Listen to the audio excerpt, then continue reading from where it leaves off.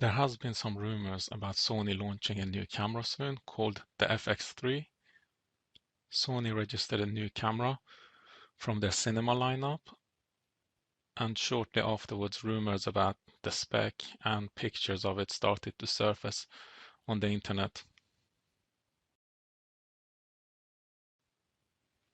According to the rumors, the camera is very similar to the A7S III, but it has a little bit more focus on video functionality and it's more modular, so you'll be able to add parts to it easier to configure it for a video setup. And according to the rumors, the pre-ordering will start from the 23rd of February, and the price will be $4,600.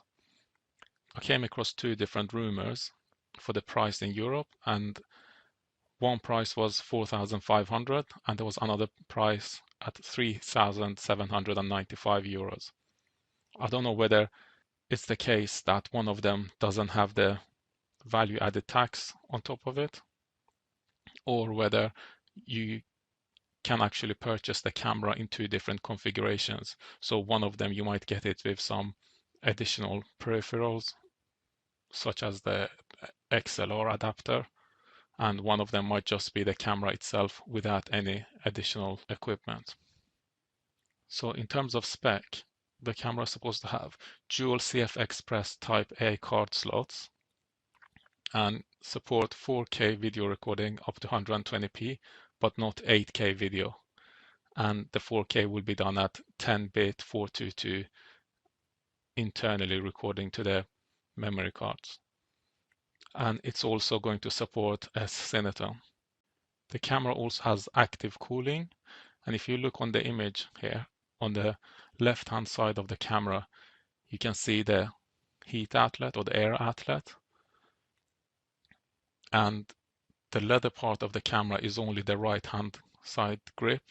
So both on the front and the back, only where you have your right hand is where they have used leather for comfort. So I'm not sure whether the camera body itself will emit heat or whether all the heating is directed towards the heat outlet.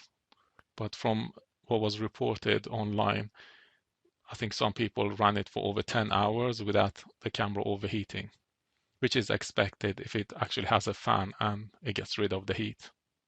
The camera comes with an XLR adapter, and the camera has three 3/8-inch screw holes on top of it. So two of those are for the XLR adapter, and then there is one on each side of the camera as well. So one on the left-hand side and one on the right-hand side. So in total, you will get 5 3/8-inch screw holes. The camera also has onboard stereo microphones, and there's a speaker on the back as well. Initially, when I saw those images, I thought the two microphones at the top might actually be where the heat will disseminate. It's not clear to me where the battery location is on this camera.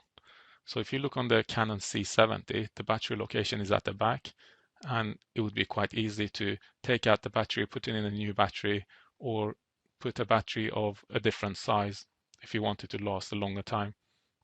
But I can't see where the battery will fit nicely and easily on this camera.